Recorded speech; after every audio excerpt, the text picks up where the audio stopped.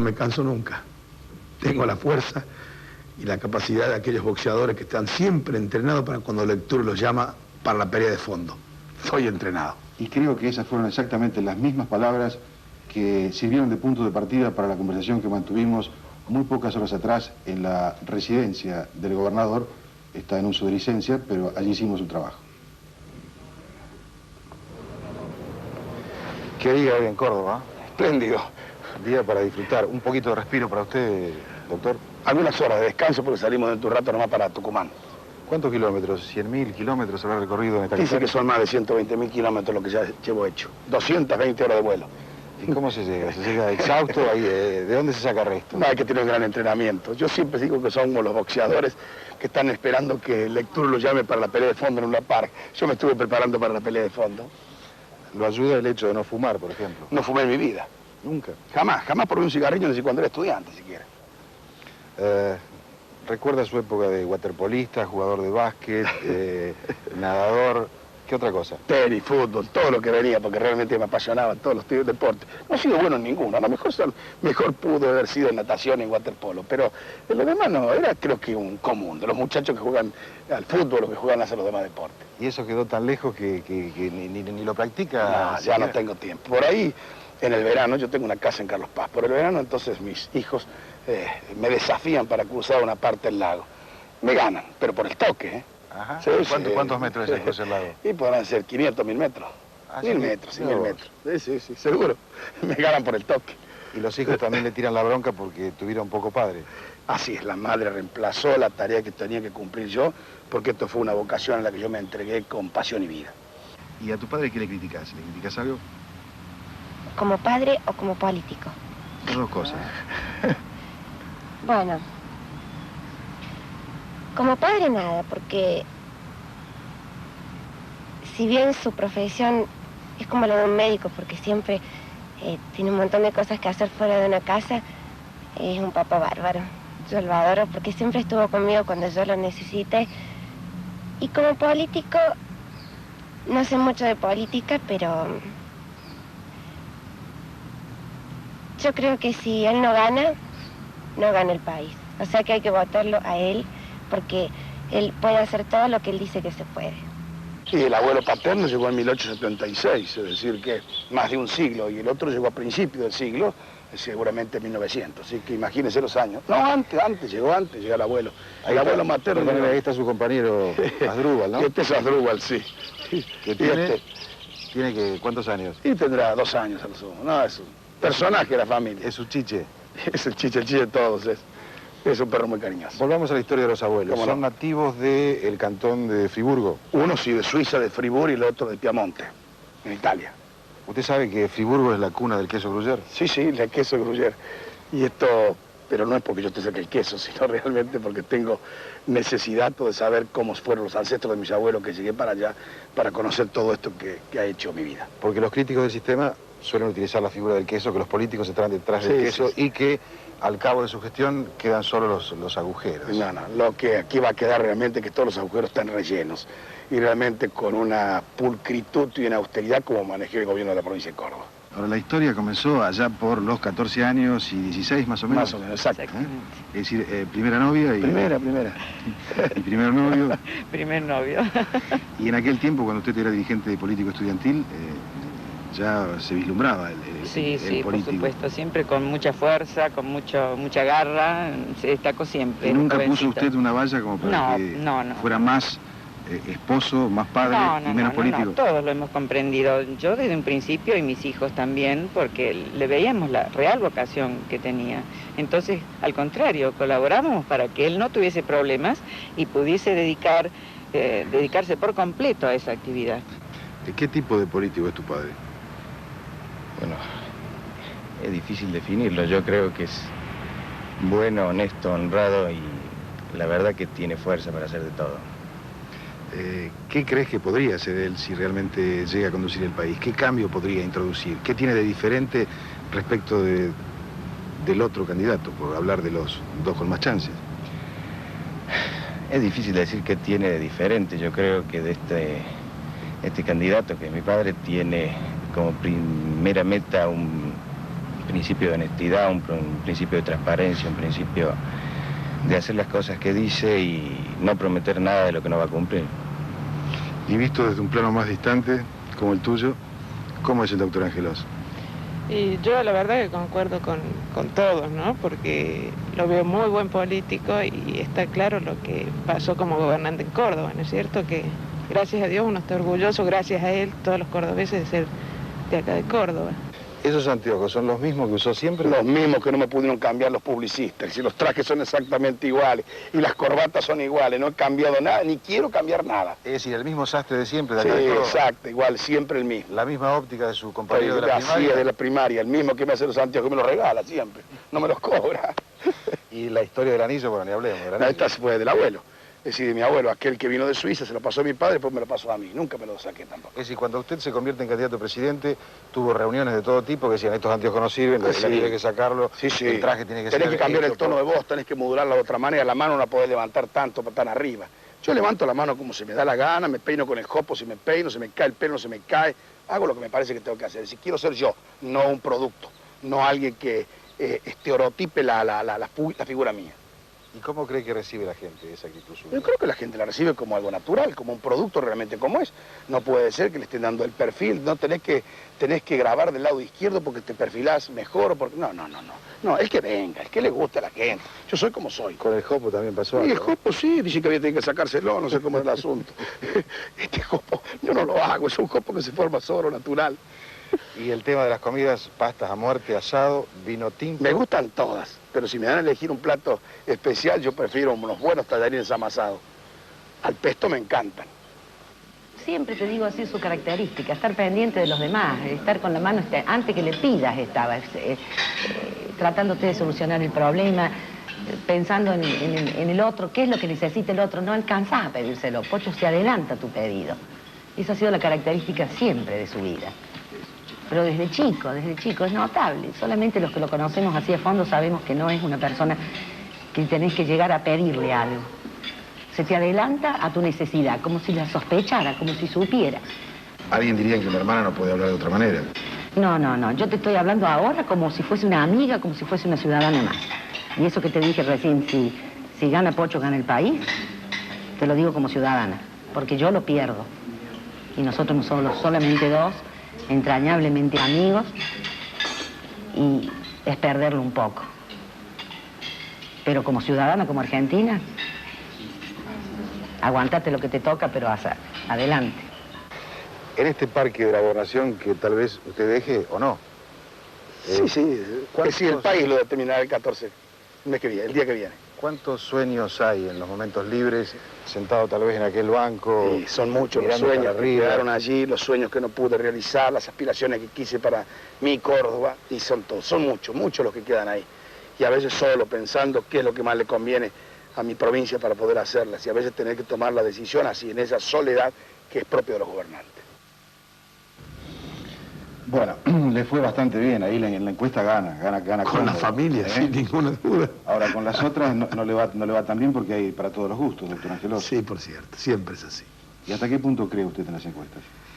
No, yo presto muy poca atención siempre a las encuestas cuantitativas, son nada más que una mera orientación, lo digo siempre. Cuando disputaba Chirac con Mitterrand, Chirac tenía más puntos y el presidente de Francia fue Mitterrand. Lo mismo pasó con Bush y Dukakis y luego el pueblo eligió a Bush. Y lo mismo con Luder y Alfonsín, siempre Luder tenía preferencias en las encuestas y lo eligió Alfonsín. Es decir, yo he prestado mucho más atención a las encuestas cualitativas, aquellas que me hablan del humor, de los sueños, de las broncas, de los resentimientos y las aspiraciones de los argentinos.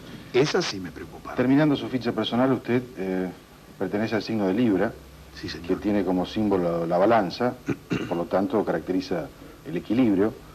En el caso hipotético de que llegue a la presidencia de la República, ¿cómo va a ser para actuar con equilibrio ante una sociedad que por momentos presenta pujas sectoriales despiadadas directamente? En primer lugar, transformándolo al gobierno en un gobierno pluralista, que no solamente tenga un signo político al que yo pertenezco, sino convocando a los hombres de demás partidos políticos para que me ayuden realmente a una tarea ciclópea que es alcanzar la estabilidad económica del país.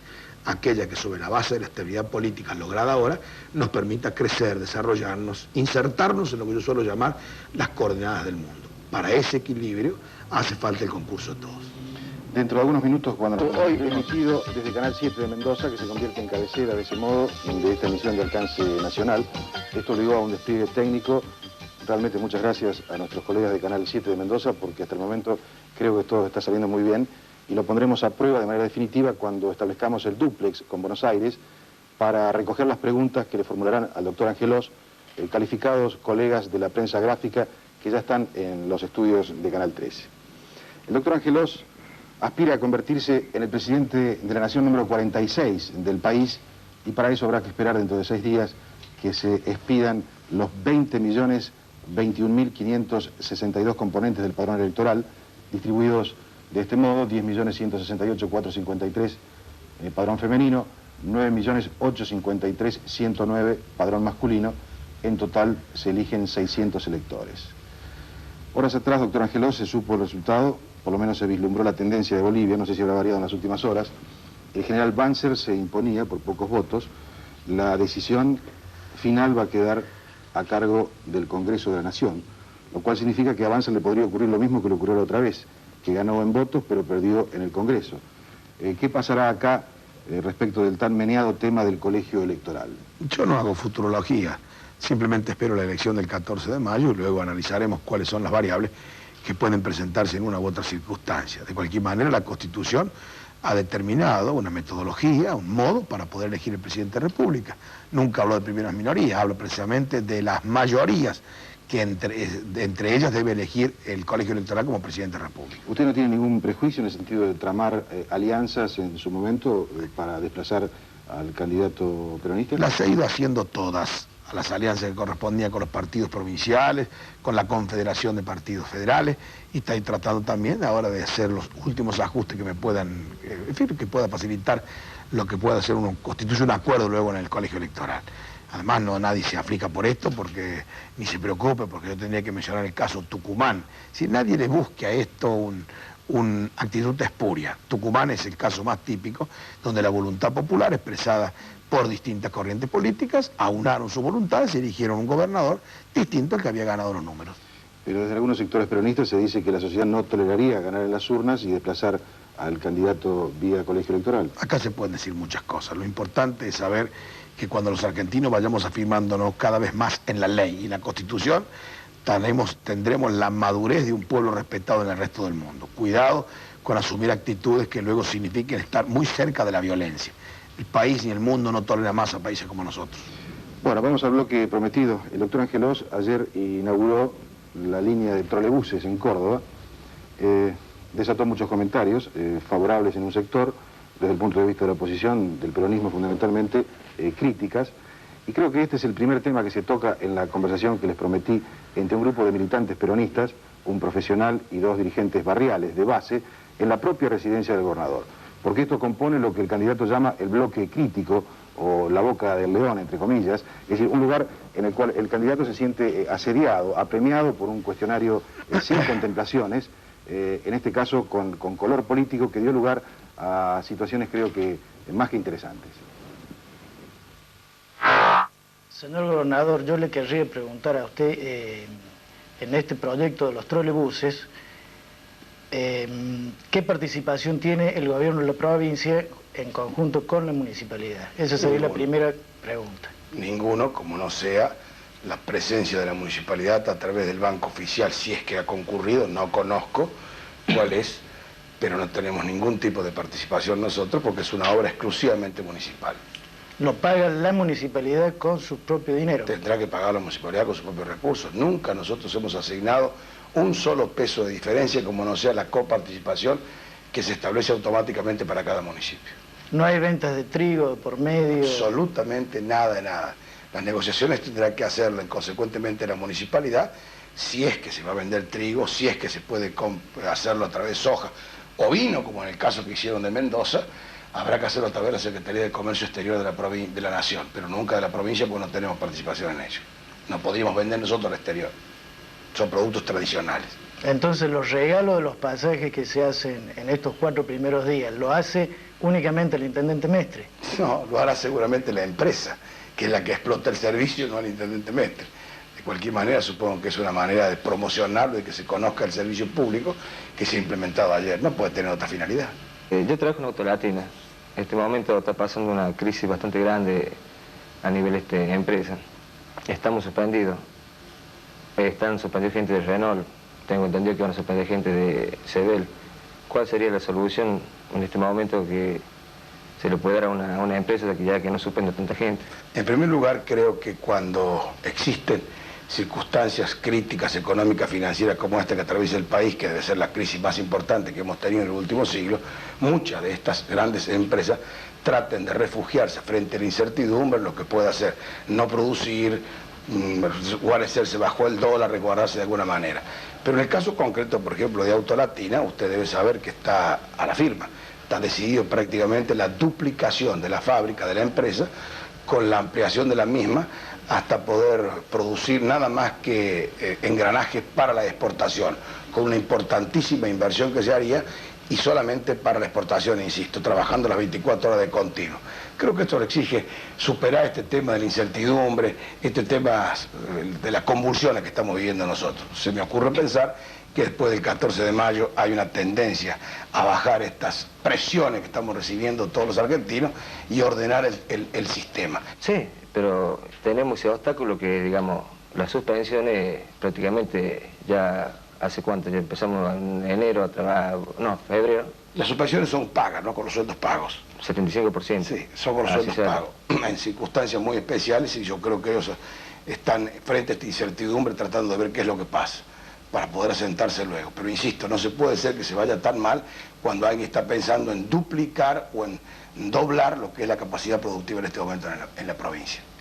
Es de que yo veo de que las privatizaciones en Córdoba están pasando así un poco con plata de los contribuyentes, ¿no es cierto? Lo estamos viendo en los troles, lo estoy viendo en la planta de manganeso de acá del norte de Córdoba, ¿no es cierto? Que es una de los gastos también, que es plata un poco nuestra, ¿no es cierto? En cuanto a la planta de manganeso, fíjese que es una vieja requisitoria que tenía el país, porque el país importa casi 14 millones de dólares por año de manganeso para las aleaciones. Y esto lo demandaba tanto Santiago del Estero como nosotros. Nosotros tuvimos la suerte de hacerla. Era difícil que una empresa privada se lanzara a construirlo. Los hemos construido nosotros. Sí, me permite, le explico. Para construirla. Entonces lo hemos construido nosotros y ahora sale a licitación. Y seguramente a la hora de la licitación se obtiene mucho más que los fondos que invertimos que nosotros, que en aquel entonces apenas era $1 millón de australes que hemos invertido, en función de unos subsidios que entregó la Nación y de aportes que le hizo la Nación. Eso recuperado para nosotros importa dejar de tener que importar cerca de 14 millones de dólares y además explotaciones de las canteras que estaban muy reducidas allá en el norte de Córdoba y en el sur de Santiago del Estero. Pero además hay otra cosa muy importante. Allá por 1964, en un gobierno justicialista, se había comprado, acumulado, acopiado y se le había comprado a todos los productores en manos del Estado lo que es el manganeso. Y hay montañas de manganeso que pertenecen a la Nación y que nunca se explotaron. Esta planta aprovecha ese material precisamente para no tener que disponer o no tener costo alguno. Aprovecha lo que en 1974 se compró acumulados en montaña para esto. Pero además cuando hablamos de privatizaciones, esto es a los fines de que el país no pueda seguir perdiendo lo que estamos perdiendo nosotros. Y además, si hace falta convocar al país para que se pronuncie públicamente, lo vamos a hacer. 2.800 millones de dólares por año pierde la República en el mantenimiento de los servicios públicos en el país. En este momento pierde 2.800 millones de dólares. Y no es de ahora, sino que viene de arrastre esta situación. Son dos concepciones filosóficas totalmente distintas, son dos puntos de enfoque. Esto es lo que practica el mundo en este momento y es lo que países han avanzado del mundo. No es en función entonces de seguir de un Estado superavitario, prebendario, un paternalista que pueda subvencionar todas estas cosas. Yo quiero que me muestre eficientemente dónde está la corriente del capital que va a traer a su gobierno. No, ¿cierto? O al gobierno. En el mío no tenga ninguna duda, en el mío no tenga ninguna duda. Sí, pero la tengo porque me está dando la pauta. Y si cuando estoy señalando cifras, nada más que de inversiones en la provincia de Córdoba en 4 años, 577 millones de dólares acá, y 286 que están aguardando autorización de la Secretaría de Industria, le está demostrando que no hay ninguna provincia en el país que pueda decir que ha invertido lo que hicimos nosotros, cerca de 1.000 millones de dólares. No hay ninguna en la República Argentina. Y entonces, ¿de qué plata del contribuyente? ¿Qué quiere decir doctor? de contribuyente? Porque no entiendo qué quiere decir. Dinero del impuesto. ¿Y de dónde quiere sacar los dineros? De las inversiones. No, perdóneme. Usted está refiriéndose si nosotros a estas inversiones estuviéramos nosotros dándole algún tipo de regalía. No existe ningún tipo de regalía. Ni cuando Renault invirtió, ni cuando Ilasa invirtió, ni cuando Autolatina invierte. Estamos haciéndolo a través de un tipo de subvenciones. No es exacto.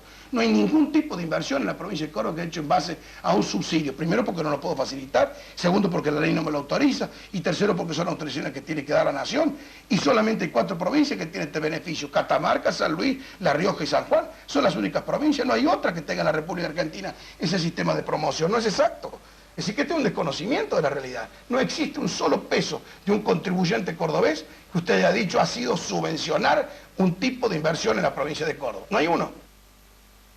Bueno, el diálogo fue, como habrán advertido, de menor a mayor. Se fue acalorando, se fue avivando y terminó en un clímax superior todavía. Es ya directo entre el joven Olmos y el doctor Angelós. El diálogo transcurría, reitero, con 3 dirigentes del Partido Justicialista de base, en la propia residencia del gobernador. Creo que podemos ver ya la parte final, que fue registrada hace muy pocas horas, esta mañana. Y eso ustedes no lo palpan, claro. El mundillo que los rodea a ustedes. No, a mí no me molesta. Sí, doctor, sí, porque la forma que se mueven ustedes, yo creo que usted iba parece a decir, que mueven, hay que bajar. Hay algunos que no cenaron. Yo creo que usted iba a decir que había realmente más de 250.000 chicos que comen todos los días en las escuelas públicas de la provincia de Córdoba. Sí. Y eso es miseria, doctor. Eso es miseria. Y no la tenemos que pasear como propaganda para partidos políticos. No, eso no es miseria. Ese hilacha que estamos mostrando, guardemos la hilacha, reconocimiento. Reconocimiento a la necesidad de un país que necesitándolo, tuvimos que salir entonces a poder hacer. ¿En base a qué? A la reducción de todo el gasto público que habíamos tenido nosotros en la provincia de Córdoba. Porque vaya a ver los presupuestos, cuáles han sido las reducciones. Acá cuando yo llegué ya había 60 custodios, no encontré ninguno ahora alrededor mío. Acá había automóviles a disposición general, acá había cócteles, acá había grandes recepciones. En la provincia de Córdoba llegamos al gobierno con 6.400 vacantes, 6.200. Y en este momento tenemos 5.400 vacantes. No me pueden a mí señalar ustedes de burocratización de la administración pública. Esto sería realmente una falacia en la provincia de Córdoba, porque lo que hemos hecho nosotros sobre el crecimiento vegetativo frente a muertos o jubilados, hemos hecho designaciones, que son 2 cosas totalmente diferentes. Y ahí están las 5.400 vacantes como testimonio de lo que yo vengo diciendo hace 5 años en la provincia de Córdoba, que son diferentes. Bueno, el candidato fue hackeado, apremiado. ¿Le gustan este tipo de situaciones? Sí. ¿Se siente incómodo? No, muy bien. Además fue muy cordial y además lo importante fue en mi propia casa. Es decir, que ellos llegaron hasta allá sin ninguna clase de reticencia, sin ningún inconveniente, para decir lo que desde su punto de vista del justicialismo pensaban. Y en un diálogo abierto, franco, pudimos decir unas cosas que cada uno tenía que decir. Doctor, en la campaña el aviso de Onda y el aviso del Polo Informático de Sinzacate, supongo que lo habrá visto alguna vez. Sí, lo he visto. ¿Qué impacto hicieron en usted? El primero, el de Onda. Yo fui y dije a Cruz del Eje que traía la vergüenza de las irresponsabilidades ajenas. Yo creí que me iban a aplaudir quienes señalaban o hicieron el spot, porque nadie ha planteado una lucha como la mía de 3 años y medio en procura de erradicar una empresa japonesa como lo hice yo. Lucha tenaz, sin cuartel, sin concesiones de ningún tipo, y en donde cualquier tinterillo puso siempre un informe con un interés determinado para impedir que esto pudiera concretarse. Y fui y lo dije, asumí la responsabilidad. Pero cuando se trata entonces del polo informático ya es una falacia. Y en esto no puede ser. Porque cuando en el país se iban a establecer las empresas que iban a fabricar segmentos de informática, construir segmentos de informática, y se llamó a licitación, yo procuré que obtuvieran radicación en Córdoba, empresas las más importantes. Y obtuve las 2 más grandes del mundo, que se radicaron y que están fabricando, una en Colonia Carolla y la otra en la empresa en la Avenida del Japón. Nosotros hicimos toda la infraestructura para su traslado, es decir, infraestructura que era el gas, la luz, el teléfono, todos los elementos necesarios. A ellos les correspondía hacer la parte física, el edificio donde se iban a trasladar. Pero ¿qué es lo importante? La radicación en un nuevo predio, o que ya estén asentadas estas empresas con ingenieros especialistas, fabricando y exportando al mundo segmentos de informática que se producen desde Córdoba. Enseguida abrimos el reportaje a Buenos Aires, establecemos el dúplex con nuestros colegas de Clarín, Ámbito Financiero, La Razón y Página. Se convierte en un dúplex. Allí se encuentran en nuestro estudio, en Canal 13, Tabaré Arias por Clarín, Cecilia Luquía Puig por Ámbito Financiero, Atilio Bleta de La Razón y Eduardo Aulichino de Página 12. Cecilia. La primera pregunta para vos. Buenas noches, ¿cómo te va? Buenas noches, ¿qué tal? ¿Cómo están ustedes? Muy bien. Bueno, si bien se le reconoce al doctor Alfonsín que ha afianzado la democracia en la Argentina, ahora bien, usted en sus últimos discursos ha dicho que a partir de ahí va a revertir la profunda crisis socioeconómica que enfrentamos en este momento. ¿De qué manera la va a revertir, doctor Angelos? Esta crisis económica que venimos arrastrando los argentinos tiene más de 40 años, que por fuerza inercial se iniciara ya en la mitad de la década del 40. Y hemos planteado entonces no promulgar, no formular parche alguno para suponer que la durabilidad de un programa tiene 180 días, sino aspirar en primer lugar a lo que es la estabilidad económica en el país. Y cuando hablamos de estabilidad económica, estamos hablando de reglas claras de juego a la que todo el mundo se ajuste para que la competencia sea la regla de oro que pueda regir la vida de los argentinos. Hemos hablado de nuestro lápiz colorado para influir decididamente sobre lo que es el gasto público, de manera y forma tal que no tenga incidencia en el déficit fiscal, y esto también influencia en la inflación, y además porque lo hemos calificado como el impuesto perverso que pagan los que menos tienen, los que más necesitan en la República. Por eso le dije a nuestra opinión pública, no que me siga, sino que me dé un mandato concluyente, terminado, acabado, para que después del 14 de mayo, o más concretamente el 10 de diciembre en adelante, cada una de las mujeres de esa casa que concurren al supermercado puedan comprar más cosas que las que compraron el mes pasado. Estabilidad a través del valor adquisitivo de su salario. Y además insertar a la Argentina en las coordenadas económicas del mundo, en función de la competencia y la capacidad productiva que tenemos los argentinos, a través de la exportación, lograr mercados que los argentinos no hemos alcanzado, o cuando lo tuvimos los hemos perdido. Las mismas fórmulas que no tienen barreras ideológicas, las mismas que aplicaron los países europeos después de la Segunda Guerra Mundial, o los asiáticos con Japón a la cabeza, o aquella, por ejemplo, que está refiriéndose concretamente a la perestroika, los países socialistas, que experimentalmente están haciéndolo. No tiene fórmulas ideológicas, no tiene barreras, sino son las que pragmáticamente se adecuan a una realidad mundial cambiante y la necesita el país. Serían los 3 puntos claves en esa reafirmación o reconstrucción para salir adelante.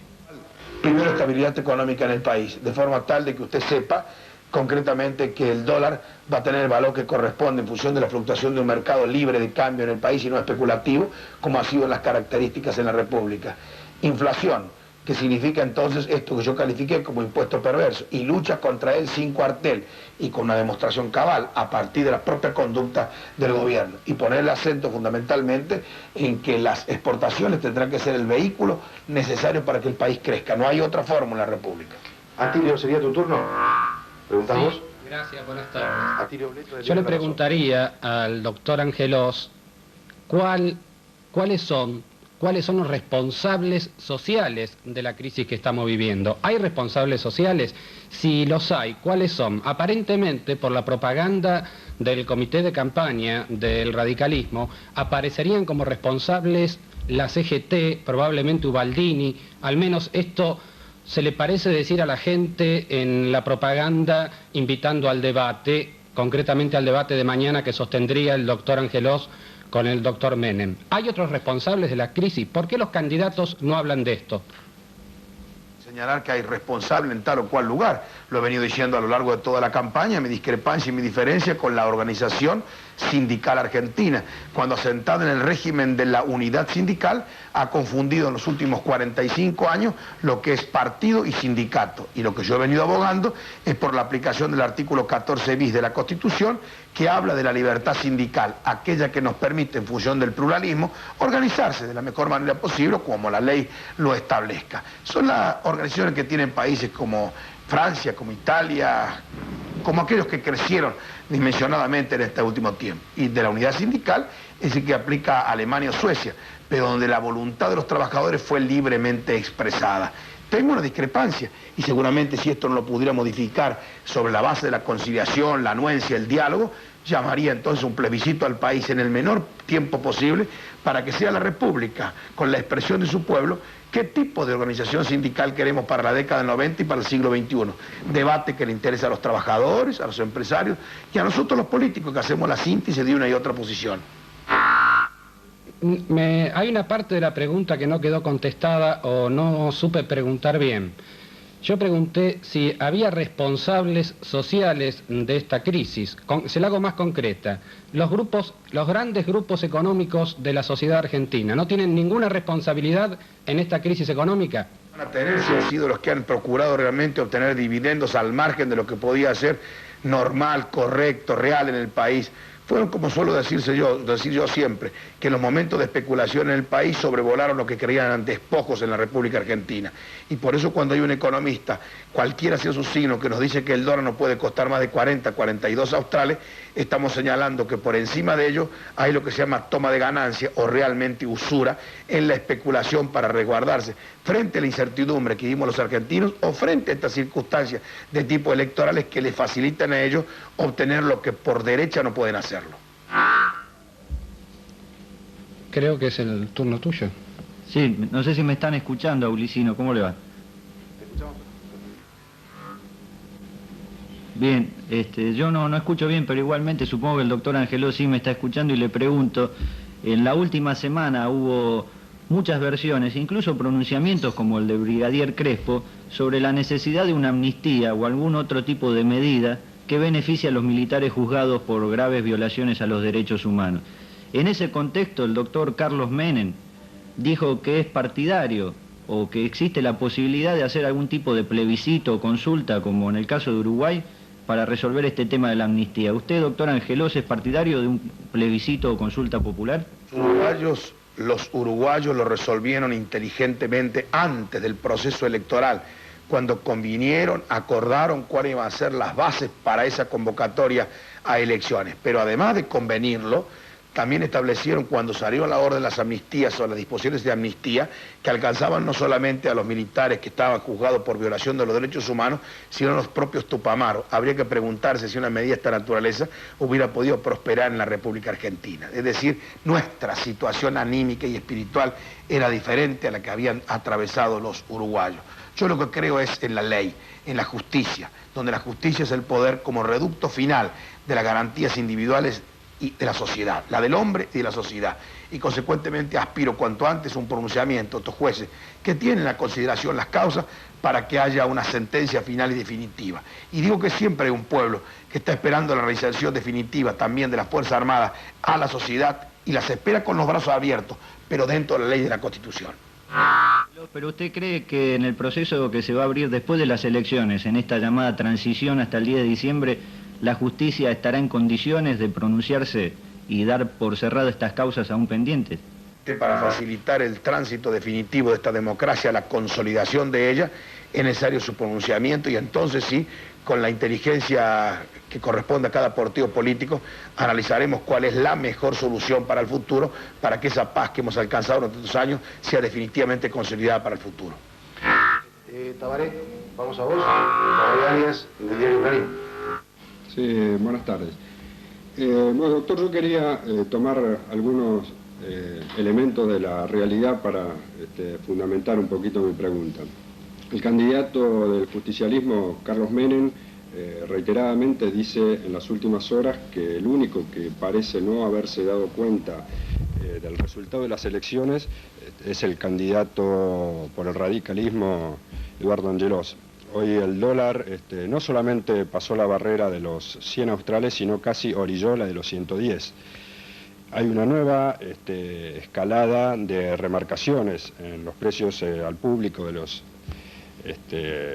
elementos más necesarios. Faltan 6 días para las elecciones.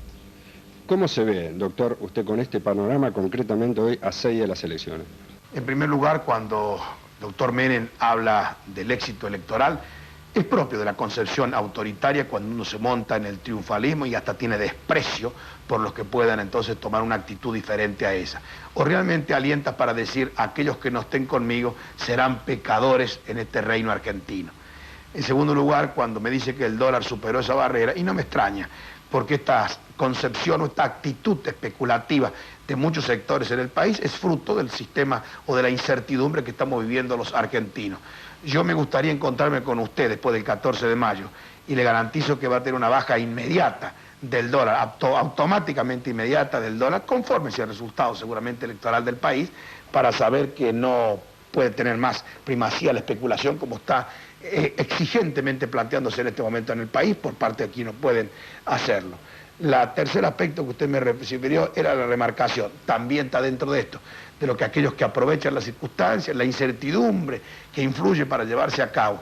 Me pregunta finalmente cómo veo en todos los 6 días. Hay un país, hay un pueblo muy maduro, reflexivo, que ha separado la coyuntura, el hoy, con lo que tiene que ser los futuros 6 años de la República.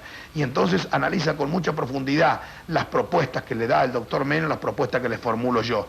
Y además analiza también de dónde venimos cada uno, qué hicimos, qué somos capaces de hacer y cómo afrontamos la responsabilidad frente a cada caso que nos ha tocado resolver. Doctor, está bien, yo acepto gustoso el convite para conversar después del 14 de mayo, pero de todas maneras le voy a adelantar una pregunta que está muy a nivel de la calle. A través de la campaña oficial y a través de sus propias palabras se lo ve muy seguro sobre su posibilidad de ser el próximo presidente de los argentinos el 14 de mayo. Mi pregunta es la siguiente. ¿Usted tiene pensado, o por lo menos bosquejado, algún tipo de funciones que pudiera llegar a encomendarle al actual presidente Raúl Alfonsín después del 10 de diciembre, en caso de que usted lo suceda en la primera magistratura? Lanzado este tema con el doctor Alfonsín, él va a ser presidente de la Unión Cívica Radical. Muy bien, muchas gracias a nuestros colegas en Buenos Aires por haberse sumado a esta producción que planteó el candidato. Muchas gracias de verdad. Hacemos otra parte de algunos indicadores económicos, por eso el valor del dólar tal vez estaba dentro de sus cálculos que el dólar se disparara, que volviera a pasar la barrera de los 100 otra vez, doctor Ángelos. Después de la medida de febrero, del 6 de febrero, yo realmente especulé con que podía ocurrir cualquiera de estas variables que se han dado en el país, cualquier cosa de las que podían ocurrir. Y además sabía que a medida que se acentuara el proceso electoral, esto se iba a incentivar, iba a gravitar más. Yo gano el domingo y el lunes bajó el dólar. Ahora, por el momento, ¿de qué modo cree que serán los próximos días? Porque si estamos en el comienzo de la semana final con un dólar a este valor... Algunos van a obtener realmente, van a procurar especular al máximo en estas circunstancias, sabiendo que después del triunfo del domingo que las cosas van a cambiar. Y mientras tanto, ¿qué impacto hace este valor del dólar en su chance electoral? Bueno, yo creo que la gente ha distinguido muy bien que esto se trata en algunos aspectos de grandes especuladores que aprovechan lo que yo llamo obtener tomas de ganancias. Y sabe realmente de que a veces están faltando productos, no porque falten insumos, sino porque los mismos fabricantes no los quieren colocar en el mercado. Todo esto creo que es fruto de esta incertidumbre y de la situación que vivimos nosotros ante un proceso electoral. Es una mala práctica, más que práctica, diría casi es un vicio moral de los argentinos. ¿Usted aspira, doctor Ángelos, a que el electorado se polarice de manera definitiva para ver aumentada su chance electoral? Va haciéndolo.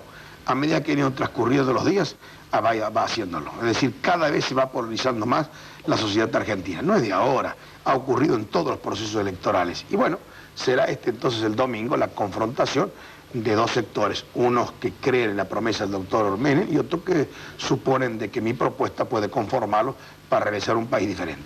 Ahí es justamente cuando la campaña se convierte en agresiva del lado radical, cuando se habla de un voto efectivo y de otro voto que se desperdicia. Sí. Cuando Usandizaga habla de Ángelos o el abismo. Y también es del otro lado la misma tipo de pirotecnia verbal, cuando se utilizan spots que no están fundados en la veracidad o cuando se quiere negar la posibilidad de un debate para que el país conozca cuáles son los puntos de vista de cada uno de los candidatos. Está dentro de la pirotecnia verbal. Bueno, este hecho no ocurre en el país desde hace 61 años. Es decir, que el marco es un marco desconocido para por lo menos 2 o 3 generaciones de argentinos, que estamos asistiendo a estos vaivenes del clima a veces con un poco de estupor, otras con un poco de escozor, pero si lo remitimos al dato histórico, creo que resulta más fácil de comprender. 61 años. Para ser protagonista de ambos acontecimientos habría que tener 79 años. Haber votado allá en 1928 y haber votar ahora en 1929. Tendría que decir algo, supongo, sobre el debate planteado con el doctor Menem en el programa Tiempo Nuevo para mañana a las 10 de la noche. ¿Usted lo va a ir, doctor? Lo voy a estar esperando, doctor Menem. Creo que al país, a nuestro país le hace falta, a la opinión pública indecisa todavía le es imprescindible y además creo que ha sido una muestra, una demostración, una muestra puede ser de civilización política, es decir, de comprensión política de que las ideas hay que confrontarlas frente al pueblo. ¿Cómo tiene planteado ese debate en la cabeza? Si mi almohada la supiera, lo quemo. ¿No quiere hacer anticipo? No, nada, nada. Ahora, ¿cómo se va a arreglar para estar en dos lugares a la vez? Porque tiene el cierre de campaña en Buenos Aires, señor Obelisco. Procuraremos hablar antes, entonces, para estar listos a las 10 de la noche. De cualquier modo, entonces, usted va. Sí, sí, mañana estoy esperándolo. Doctor Angelós, le agradecemos mucho que haya prestado su tiempo, que en campaña vale oro directamente para poder realizar el candidato. Un programa que, como apuntamos en la apertura, pretende justamente conocer un poco más al político y mucho más al hombre. Bueno, al hombre para cuando recupere el tiempo, esta colección de Hispamérica de regalo de historia y política, compuesta por 120 tomos. Muchas gracias. Seguramente usted, que es un ávido lector... De la historia sobre todo. Bueno, espero que la valore. Gracias, muchas gracias, César, muchas gracias. Muchas gracias a usted, doctor. Gracias, Macetti, gracias por esta oportunidad. Y nosotros, como cierre del ciclo, tenemos que lamentar no haber podido contar con la presencia del doctor Carlos Menem, el otro candidato con chances de convertirse en el presidente número 46 de la República Argentina. Le formulamos la invitación, no pudo concurrir a nuestro programa, no pudo dedicarnos el tiempo que requiere este programa. Él, a través de un comunicado, dejó sentada a su posición de que por la agenda, por problemas de la agenda de la campaña, no contaba con tiempo disponible y que por ese motivo había suspendido sus apariciones en todos los programas de televisión a los cuales tenía prevista su asistencia. Para nosotros fue muy grato reencontrarnos a través